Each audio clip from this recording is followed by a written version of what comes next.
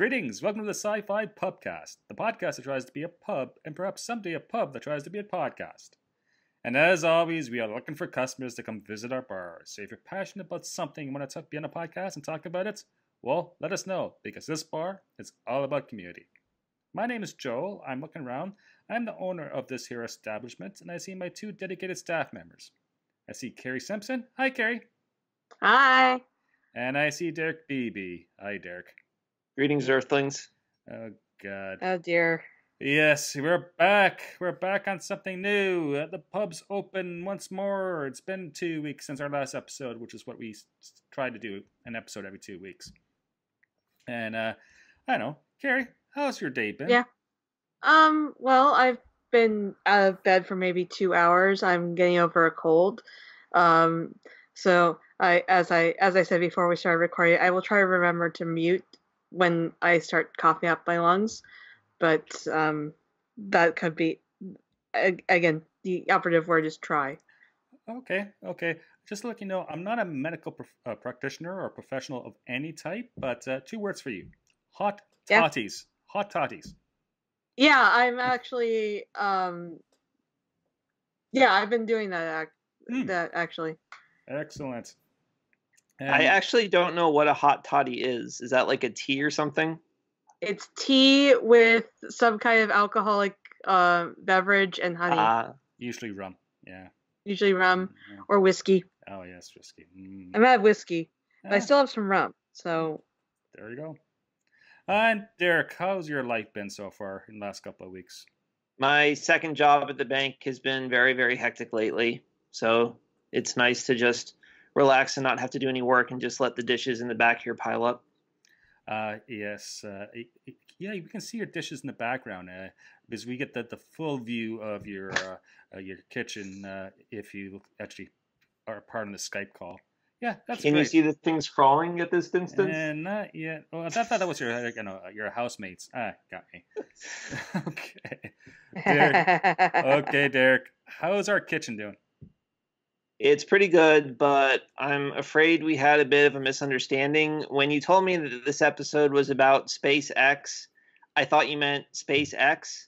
So I went to my guy down by the docks, and I used up 2 months of my meat budget to get some SpaceX, as in space ecstasy. And once I got back, I figured out you're talking about something else.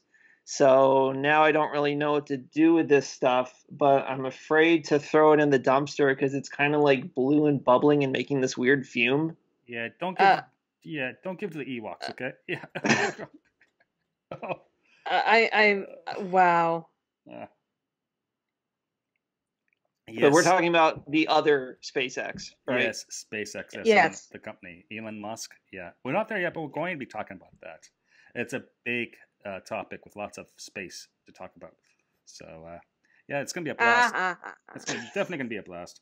Let's see. My role. Not much. I'm still having my existence in Ottawa.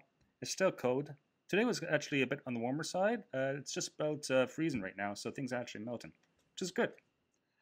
This morning, I checked out a new show on Apple TV. Yes, the second show I've ever watched on Apple TV called Mythic Quest Raven's Banquet.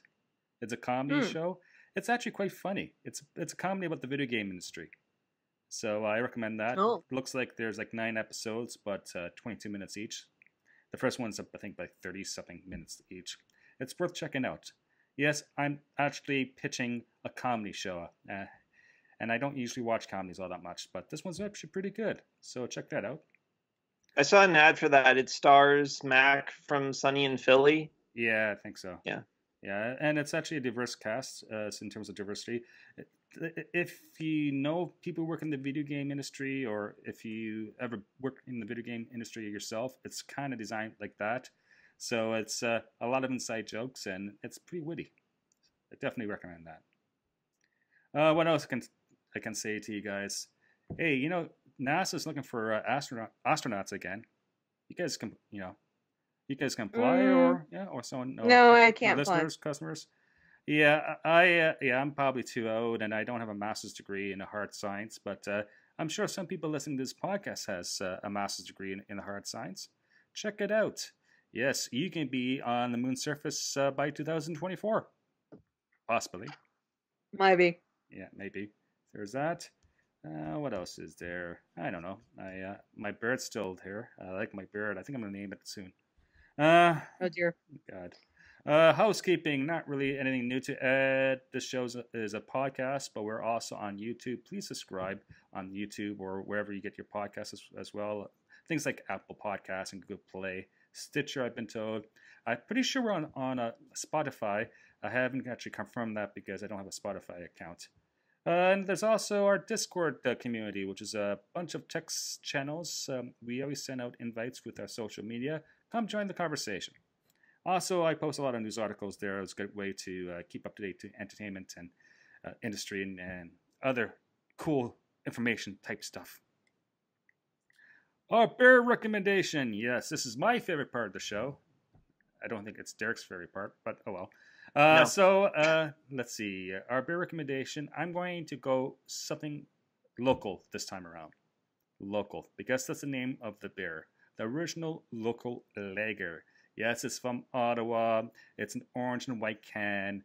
It's a very small brewery. They make one beer. Guess what it's called? Local beer. Yes, that's right. Yeah. Original local beer. One of my regular places I kind of hang out and has on right now available. That's the St. Louis Bar and Grill on Elgin Street. Yes, there's that. So this lager has 5% alcohol by volume and has a IBU rating of 12 out of 100. Check it out. Yes. And if you like it or don't like it, you try it out, let us know what you think of it.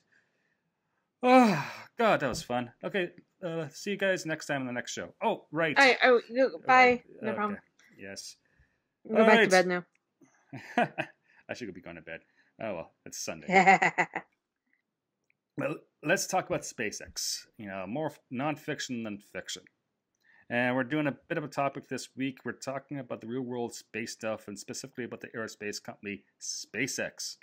Founded in 2002 by Elon Musk, SpaceX, or to call it by its full name, Space Exploration Technologies Corporation, has succeeded in pushing the envelope of space travel and has big plans for exploring Mars. It's like we're seeing the real development of science fiction turn into science fact right before our very own eyes. Guys, are you excited for this? Sure. Yeah. Yes. Yeah. I would never want to go myself, but I'm happy that others are going. Not until there's an established colony with actual plants growing and stuff. Yeah, is there that probably won't be within my lifetime. Probably not. So before we started to research this topic, guys, what was your knowledge base about SpaceX? Out of 10? 0. Great. I mean, I know it exists. I see news articles once in a while about them working on landing their booster rockets. They've had a couple of launches out here where they don't bother to tell us, and suddenly there's this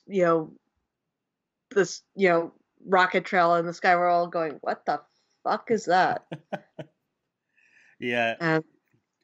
They make their own UFOs. It's great. It is great. Yeah. The only thing, I mean, of course, I've heard of SpaceX and Elon Musk, and he's been on The Simpsons a few times, but really the only news story I really was aware of was when he launched the car into space, and like there's like the dummy astronaut in a car floating in space. Yeah, that's the dummy has a name, David Bowie, and the radio. They actually have the music set for Space Odyssey. Was it Space Odyssey? So it's on this Starman feedback. Yeah, Starman. Yeah, on this loop. So it's amazing. But we'll get there because that's an interesting talk about the whole Tesla and space business. With me, I've been following this company for several years now. I actually went down to Florida in December to try to catch one of the lunches, but it was scrubbed the last minutes, and I missed the next day because I had to go to Disney World. I had my last day in Florida and had a ticket, so I did see a space shuttle launch back in the 90s, but nothing to do with SpaceX. Did you visit SpaceX when you were here? No. So in Hawthorne, California, actually in the Los Angeles area is where SpaceX is actually based out of. And I'm not sure if there's anything there to see. I'm sure there's a lobby you can go in before they kick you out, right? I don't know. I've never been there myself. I mean, I do know that they've been launching out of Santa Monica once in a while. Yes, Vandenberg Air Force Yeah. Base. Yeah. Well, I have to apologize to you, Carrie. This is a last minute topic for us. If we had more time, I would send you down to SpaceX to investigate. I again. I'm gonna plead illness and not tell you I'm not leaving the house anytime soon. Yes. So. I think SpaceX is going to be around after you get better, so there's always that.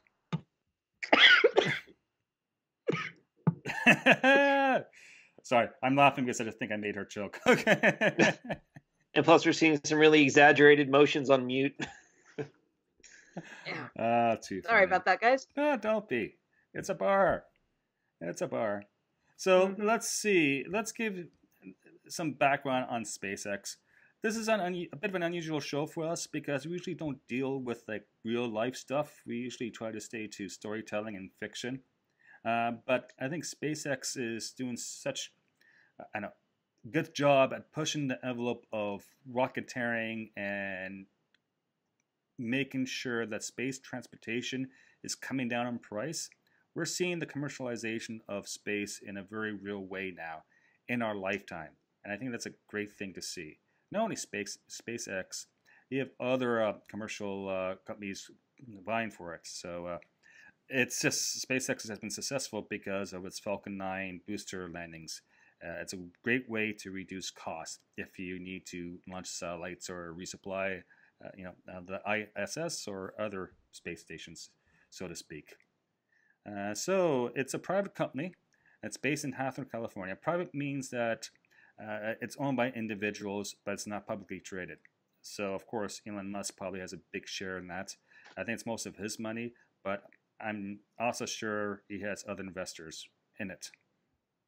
And it's founded in 2002, and did his first launch in 2008. Yeah. So that's good. There's currently 4 different rockets or systems they're still using: the Falcon 9, the Falcon Heavy, Dragon, which is their command module where they have astronauts and potential astronauts, or for cargo, and they're developing this Starship system, which is what they're going to use to go to Mars. Yes, and if you are at home right now, jump on your computer, check out their SpaceX website at spacex.com. There's so many visuals and there's so many videos as well posted. They're very active on YouTube. So they are launching stuff nowadays once every couple of weeks. I believe there's actually a launch schedule for tomorrow. So if you get this podcast, check it out because you might be able to see a SpaceX launch on YouTube. I always try to watch them. It's good fun. Usually lasts about an hour and a half. Yeah. So, and of course, SpaceX is owned by, or it started by Elon Musk, who's the CEO and all that good stuff. Elon Musk. Do you guys know anything about him? Very little. I mean, I know he's occasionally a bit crazy, but, aren't we all? Yeah, let's see. He was born in 1971, so he's, relatively, he's not that old. He was born in South Africa. His mom and him moved to Canada early on, and then during college he decided to move to the States, and he's been there ever since, for the most part. He is an interesting cat. He was in Iron Man 2 with a speaking line. Yes. Yeah, there was actually dialogue with him. Yes. Cool. Yeah, he is his own Stark person right there. I'm getting this from Wikipedia, also Forbes. There's a lot of information about this fellow. He's ranked, let's see, he's 39th or 21st most richest person in the world. He's up there. So, yeah, interesting guy. Yeah. Interesting guy. His background, his academic background is in, he has a degree in economics. He has a degree in physics. I believe he started a PhD in physics at Stanford University, but he dropped out to pursue a business career. He's more of an engineering type guy, which is interesting because he's nuts and bolts. He's very mathematical. He's very problem oriented in terms of technological problems. He co-founded this company called Zip2 with his brother, and it was sold. And then he started to do some other stuff. X.com, an online bank, and it merged with another company and basically became PayPal. And he sold out on his shares in PayPal and made a killing. Wait, he also created PayPal? Yeah, he was big part of that. He helped create PayPal. Yeah. So that's how you make it. You make it in .coms, and then you turn and use that money to invest in electric cars and rockets. Yeah. Cool. Yeah. So he went from PayPals to electric cars to space rockets? Let's see the timing. Tesla was created in... You're getting off script, man. You're getting off script. Sorry. Okay. Let's see. Tesla is publicly traded, which means you can buy stocks, and it's been up and down recently. It just spiked like a couple of weeks ago, which is interesting. I don't think he's really involved all that much in Tesla anymore, at least not as CEO, because of some issues. So, So Tesla started in 2003. So around the same time as SpaceX. There you go. Yeah. Do you guys have a lot of charging stations where you live for electric cars? Yes, we do. Yeah, not so much. There are more coming. There are more being put in all the time. I've only ever seen one in my entire region in Pennsylvania. I don't know where. I know where at least one supercharging station is along the 5. Like my office at work, they put in some charging stations in the parking structure.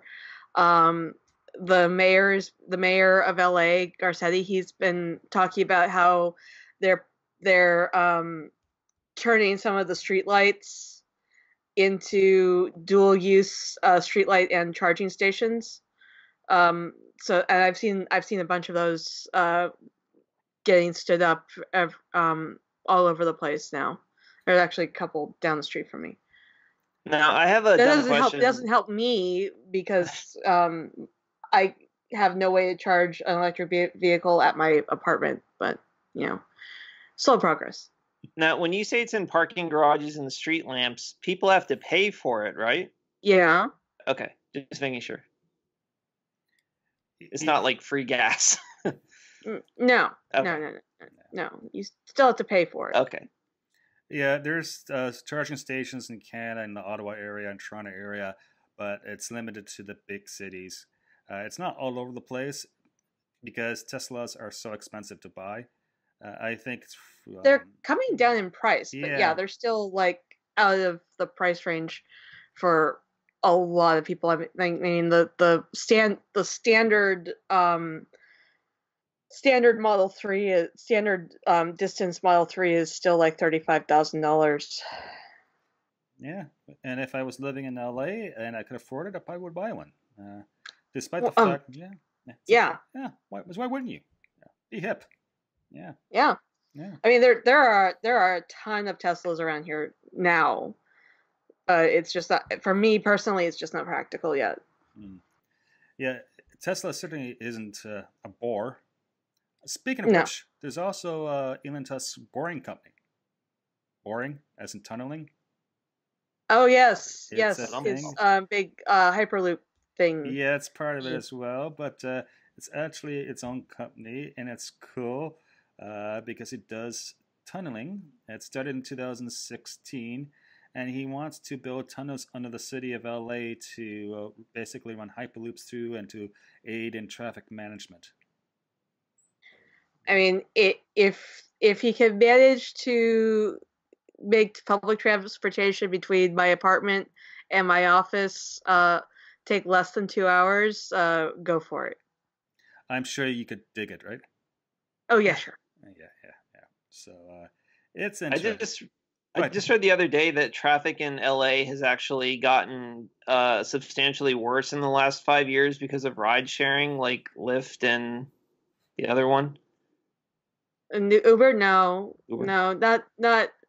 I mean, they've been doing a lot of work on the public transportation, but it's mostly benefiting like downtown and the West Side.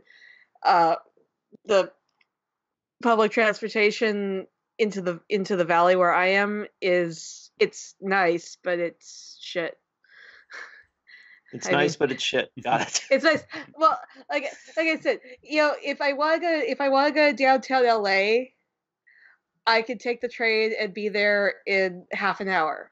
I defy anyone to take public transportation in my part of LA and get anywhere in under 2 hours. I can't get to CSUN in a reasonable amount of time using public transportation. Interesting. And it's only a 40-minute drive away by car. Okay. Yeah. So a tunnel would be easy. Yeah, I can't wait. Now, if Elon Musk starts to do like transportation, like transponder, like what do you call them from Star Trek? What do you call it? Transporters. Transporters. Teleportation. Now, that would be a company that would buy stock in right there. I would never get on a transporter. I would be like Barclay. I would have a crippling phobia of getting like scrambled or lost in the buffer or something. Mm-hmm. Or Star Trek the motion picture, where they have the most horrific transporter accident ever. Oh yeah, wasn't it like two people melted together and they're like, yep, and. Yeah, and if you read the novelization, one of those people was Kirk's ex-wife. Oh, that's a bit, I know, on the nose, so to speak. Okay. Yeah. I'm sure he had a lot of ex-wives, though. No, actually, only like one or two. Speaking of Star Trek, in about 2 weeks' time, our friend Randall is going to be on the Star Trek cruise. Oh yes. Yeah, so jealous. Yay. Yeah. I'm sure he'll be bringing a big suitcase full of Before Life novels to sell at people. Yeah. Before Life, drink. Okay. Mm-hmm. Well, what about Afterlife though? Oh, that comes out this year. We don't have any details on that yet, but I'm sure it's going to be out soon. And it's not Afterlife, is it? It's something. What is it? Afterlife Crisis. It is. Like that. Oh my God! It's Afterlife Crisis. Yes, yeah. Afterlife Crisis. Who can picture that? Yeah, give it a time. But let's go back on the whole Elon Musk thing and this idea of space and Mars specifically. So he has big plans for Mars, and he's using this rocket called Starship, which is both a booster and a human pod, basically. I'm on the website, and I'm going to quote something, a line from Elon Musk, and he states, "You want to wake up in the next morning and think the future is going to be great, but that's what being a spacefaring civilization is all about. It's about believing in the future and thinking that the future will be better than the past. I can't think of anything more exciting than going out there and being among the stars." Well, I like this. Yeah. I buy into this stuff. I think this is actually quite elegant in the way he states it. Well, yeah, it sounds really cool, but being out among the stars in an environment that is sustainable would be even better. I saw another great Elon Musk quote. He said, "I want to die on Mars, but not on impact." I can see that. That's cool. So yeah, I was shocked that when I was reading just now that he's planning on launching a unmanned probe to Mars in just 2 years in 2022, and then 4 years from now in 2024 a manned mission to Mars. Like I had no idea that they were that close to it. Yeah, they have their own astronauts too. They just last month they had a successful Dragon test where they blew up a booster rocket on purpose to show that the Dragon capsule will survive, and they passed. So it was amazing to see. And then they stuck the landings of all the boosters except the one that blew up. It was great. Like, give credit where credit is due. We're talking about an aerospace rocket company. And rockets have a tendency to blow up. It's a dangerous business. Space is hard. Yet, we have SpaceX, especially in the last couple of years, they've been succeeding one time after another time, despite some failures in the early going of it. This is science in action. I love it. Science and engineering. It's great. And I look forward to the day when we're actually a spacefaring race. But at the same time, this planet for now has air. Now, anyway. Yeah. That could, with all the climate change stuff, that could not happen sometime soon. But for now, there's air. I buy in the philosophy we have to take care of our own world, but at the same time, we need to expand and we need to explore because it's part of our human nature to actually discover things. At least that's. And we can't. Go ahead. And we can't put all our eggs in one basket because all it takes is one rogue asteroid hitting us, wiping out all life on Earth, and there goes humanity. That is true. Yeah, and eventually the sun will explode too. There's always that. I like to think that humanity is in it for the long term. So yes, and hopefully we can hope. Hopefully humanity can learn, and there's actually a debate whether technology will help humanity or will humanity always be the assholes that they are throughout history. Because look at the 150,000 years of humanity in different forms, we have never been nice to each other for the most part. So and technology hasn't really changed that all that much. We'll see. Well, I think if technology is able to fulfill all of our needs of wealth and food and safety and shelter, I think that would go very far towards reducing violence and competition. Not forever. I mean, you can't erase human nature, but if everybody has what they need, then there's no reason for violence. While there will still always be people who, what they have will never be enough. But as long as people aren't, starving and dying and being, what's the word when you do bad things to people? I can't think of it. Being evil, being insert derogatory term. So I mean, people are angels when it's convenient for them to be. So as long as technology gives us the opportunity to be angelic, most people will take it because it will be easier. But it's never going to be a utopic, Gene Roddenberry society. But we can get close. It's interesting you say that because one of the authors of The Expanse on the James S.A. Curry Twitter account yesterday, so that was I saw that February 15th, was making the point that he's not the right guy to write Star Trek novels because he doesn't see humanity improving with technology. He's just the opposite. Whereas Star Trek is all about technology is going to solve a lot of the challenges humanity faces, and therefore be less evil and less assholes, hopefully. Well, here's the thing. If you guys have been watching the newer Star Trek, I mean, even with Picard, the Gene Roddenberry utopia idea it's nice. It's nice to know that we can get there, but just getting there is one thing. Maintaining it requires work, and the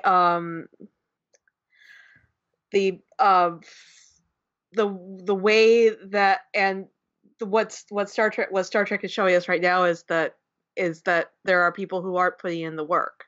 Right.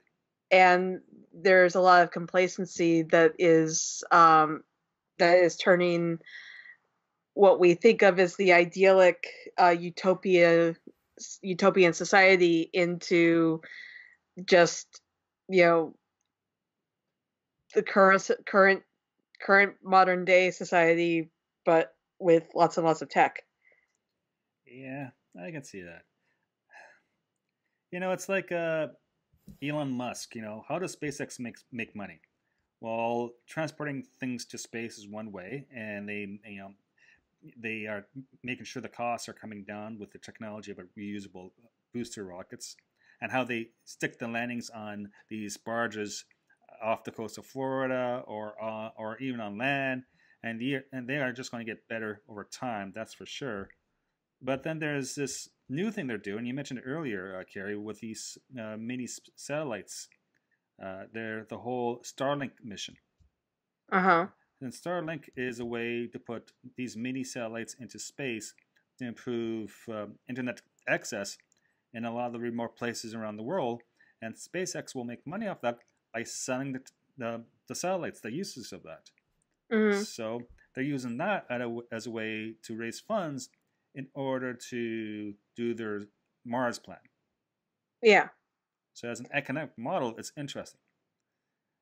The most vital thing that I got from what I was reading about SpaceX is the most important thing is that they're bringing down the operational costs of these rockets, because the problem is it's just too expensive right now to leave the gravity of the Earth. I actually, about a year ago, this book came out called Delta V by Daniel Suarez. It's a fictional novel, but it's actually exactly about this topic. It's about a billionaire privately funding a space exploration company, and they launch to a near orbiting asteroid to mine it for oxygen and supplies in order to create a self-sustaining mission that can then go on to colonize Mars. It was a decent book. It's Daniel Suarez is the author of Demon and Freedom TM. I don't know if you guys have heard of that, but that was a really good 2-part story. And this one was just all right, but it's very relevant to this conversation. And yeah, the most important thing is bringing down the costs. And obviously, by just having governments do it or by having a single contractor do it, the costs were getting exorbitant. They only had a single provider, and things just kept getting more and more expensive, because when there's no market competition, there's no financial motivation to try to be more efficient and to bring down costs. So by bringing in a second party, you force them to be more efficient, which is what is vital for us to finally escaping the atmosphere. So that's a very good thing. I mean, that is like, you know, that's like the entire argument for why there should be more competition with just internet providers in general. Because I mean, the only reason internet service is as expensive as it is because there's no competition in most areas. So, you know, the internet companies can charge whatever they want. Yes. A good thing we're all capitalists there. But we digress. We're getting off topic. Monopolies are evil unless it's Disney. Then it's okay. No. Even Disney as a monopoly is kind of evil sometimes. Well, let me throw another quote out by Elon Musk about the reusability of booster rockets, and he states, "If one can figure out how to effectively reuse rockets, just like airplanes, the cost of access to space would be reduced by as much as a factor of 100. A fully reusable vehicle has never been done before. This really is a fundamental breakthrough needed to revolutionize access to space." So he goes on and he uses this analogy of, if you fly from New York City to, I think, London or someplace in Europe, right, on a 737, do you throw out the 737 afterwards? After one trip? No, because it's not cost effective. But traditionally, that's what has been done with rockets when you put payloads into space. So this revolutionary concept is amazing, because it is going to bring down the cost of rockets. It's going to bring a lot more accessibility for countries and corporations to have satellites. And who knows what else they could do. You know, scientific exploration is, of course, big on there. But Maybe someday mining. Maybe someday doing something else which we can't even imagine yet. It's exciting times. It is. Yeah. Of course, the flip side, and you're going back to the whole MIDI satellite, was it Starlink program, is, a lot of people are upset because they see these MIDI satellites basically becoming space junk in a matter of a couple of years, and that's going to make space travel more dangerous. And there's also there's already a lot of space junk up there. Yeah, it's like, how do you get rid of all these dead satellites if they don't burn up in the atmosphere? It's a problem, big problem. Another thing too is that a lot of the astronomers are mad because of the light pollution. They're blocking the view to the stars. Well, yeah. Yeah, and that's why that's part of the reason why they keep putting telescopes way out, beyond low Earth orbit. Yeah, imagine a grid of satellites, like a very close grid of satellites over in the atmosphere, in space over Earth, I should say. Yeah, we're living under a grid. You guys know the movie Jumper? Yeah, I think so. Yeah. So it's based on a series of the movie was based on a series of books written by a senpai of mine, Stephen Gould. He's actually working on the novelization for.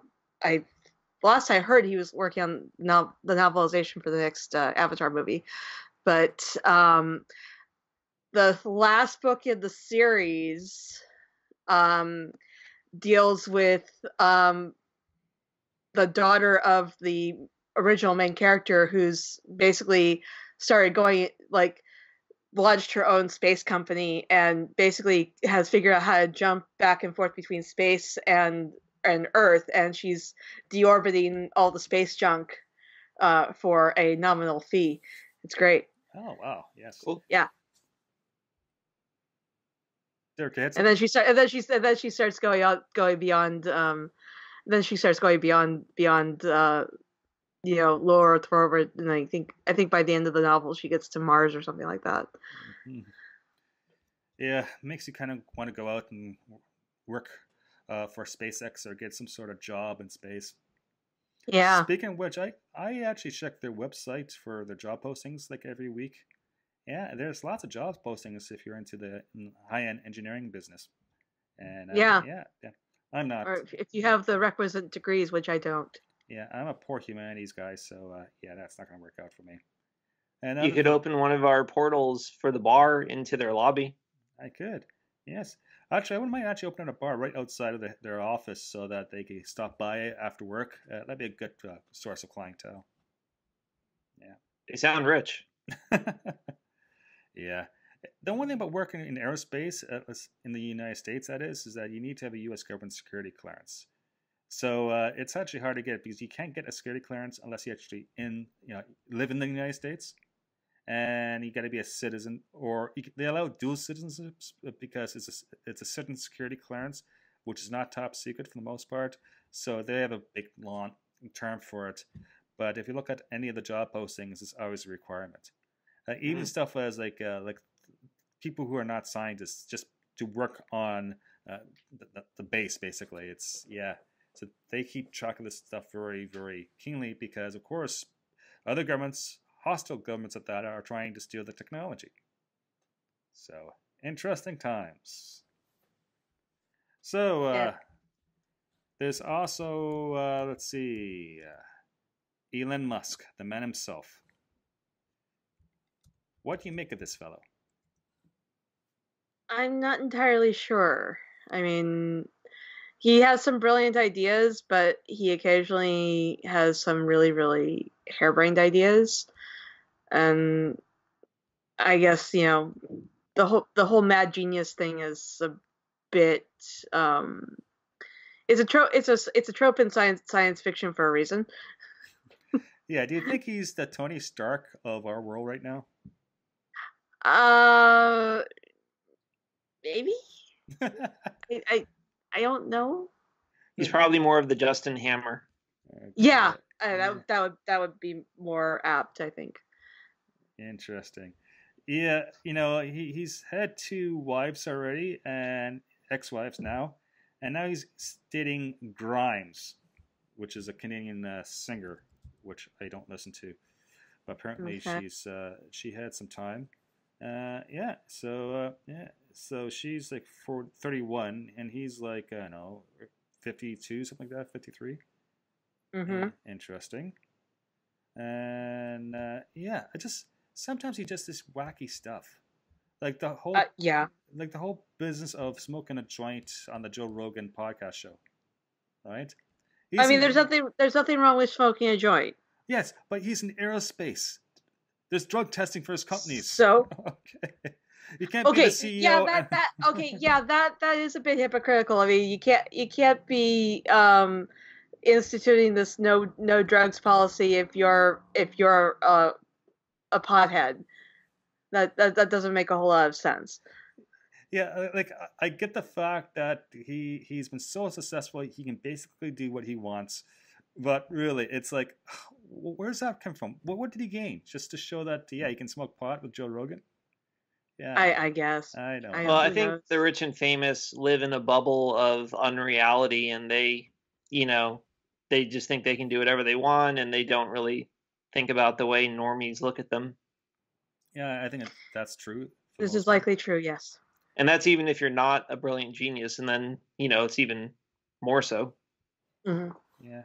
And, this whole conflict/slander business with the Thai cave rescue, when he got into this Twitter fight with this British fellow who he called basically, I used a derogatory term for a child molester. And this is still going on. That was just so ugly. Why would he get into a Twitter fight over something stupid? That was just so unnecessary. I don't even get why that was even a thing. Like, seriously, why do you I don't know. Yeah. But he was in Iron Man 2, so there's that. And he's been on The Simpsons a few times. That's basically what I know him from. Oh, God. Lots of people were in Iron Man 2. I mean, yeah. Though, so. And the other thing, okay, and you mentioned at the very top of the show, Derek, is his Tesla Roadster, which he put into space. Remember that? Yeah. Mm-hmm. It was a dummy payload that he sent into space in February 2018. And he did it to basically test the rocket to show that he could provide payloads to space. Now, he did offer it to NASA to put like real satellites or scientific experiments, and NASA turned him down. So he had to use something. I think it's actually a brilliant idea that he just decided to use his Tesla. In terms of marketing. Good advertising. Good advertising. It is good advertising. It showed proof of concept, and the way he did it is full marks with style. You put a 2008 Roadster into space. Uh-huh. And there's actually a website that actually shows where the car is right now. Oh yeah. This is just nuts. Yeah. If you go and you look at it? It's just the website is called "Where is Starman? Track Elon Musk's Tesla Roadster in space," and the URL is whereisroadster.com. I can't make this stuff up. No, it's brilliant. I mean, I'm on the site right now. It's tracking like how fast the thing, how far away from the sun it's going. Yeah. It's gone, like in real time. Science, so sexy. Yeah. There's also we mentioned the whole David Bowie thing, right? So Starman is the name of the mannequin, I should say. It's listened to Space Odyssey over 200,000 times. That's amazing. Since the launch. I mean it's a good thing that thing is a dummy. Yeah. Because that would drive me. As much as I love Space Odyssey, the song, that would drive me insane. Yes. Is that a David Bowie song? Yes. Okay, that's what I thought. Yes, it's famous. Space Odyssey. Oh yeah, the Starman something. Yeah. Okay. That's a different song. Yeah. Oh, okay. Yeah, and never sing again, okay, Dirk. Also, in the Tesla, there was a copy of Douglas Adams' Hitchhiker's Guide to the Galaxy in the glove box. Do you guys know that? I did not. That part I did not know. That's cool. And there was a towel as well to make the towel joke. Yay! And on dashboard, there was a sign that says "Don't panic." So, yeah, some really cool pop culture references. So if the Vogods show up, the Starman is all set. Oh yeah, and that's not it. Like just there's more stuff as well. There's a plaque that says "Made on Earth by Humans," just in case it's the whole Voyager 1 and 2 being found by aliens. Isaac Asimov's Foundation trilogy was put on a optical disc and put in the car. That's kind of cool. So at least he has other things to entertain him. Yeah, he is a smart genius guy, right? And he's really good at certain things. I suspect like many other very high-end intelligent people like that, especially when it comes to engineering and the maths and sciences, that I'm not sure what his people skills, but I never actually met the man. He might have great people skills. Probably not. But... Yeah, what would have been interesting is if they had included maybe a camera trained on the spacesuit or something, or on on the dash to show the effect of space on the car, at least the car itself, and the spacesuit. They didn't do that? No, they did that. Huh? They did that. Problem is out of range now. Oh yeah, because I was gonna say I saw pictures of the guy in space. I thought they were just making they were just taking video from the stuff that was already out there. No, they actually stuck like 3 different cameras on it, but I don't know when they lost signal of that, but I suspect it only lasted maybe a couple of days, if a week or two at that, before it's just too far removed. But I'm not a scientist, and if I was a scientist, I'd be working for SpaceX. I'm not. I'm working for the federal government of Canada, doing non-space stuff. Terrible.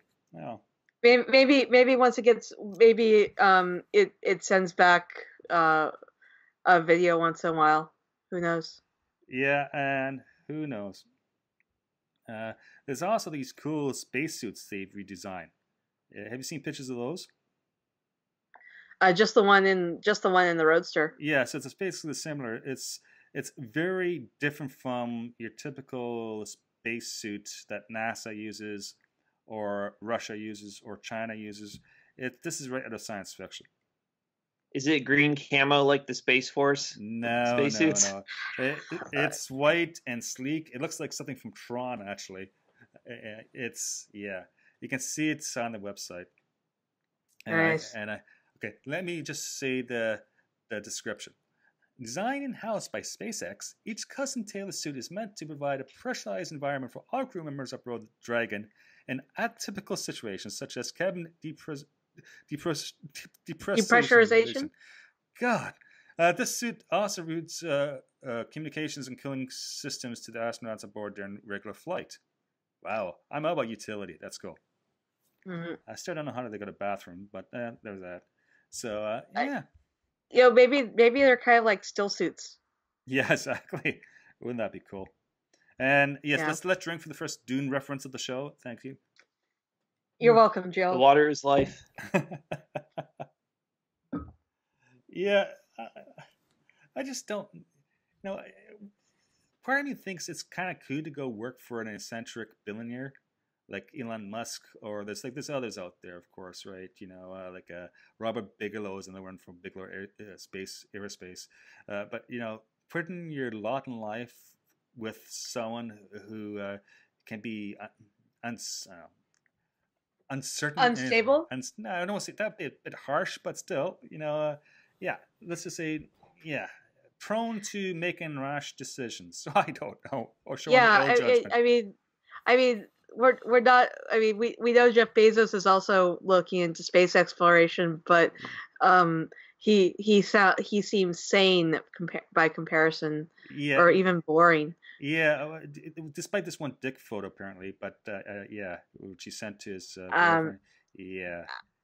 I didn't even need to know that. Yeah, that was in the press maybe a year or two ago. And apparently, it's just conspiracy stuff going on, but it made it the mainstream press. Thankfully, I didn't see a picture of it, so I'm okay. Yeah, exactly. But who knows? And I don't know if it's that true or not. I just saw all the media articles, so don't sue me, please. I do use Amazon to buy my books, and thank you for the expense, saving the expense. So yes, to Jeff. Yes. So, okay. Any other comments about the whole SpaceX and Elon Musk? Think so. Well, like I said, check out Delta V by Daniel Suarez if you're interested into this sort of subject. Yeah, I'm a huge space guy. There's been lots of really cool books out there. Like The Martian, of course, is just one of many that's kind of deals with this topic. I want to retire to the Space Coast in Florida so that I can see space launches, rocket launches, and on off days I can go to Disney World. That's kind of like my dream.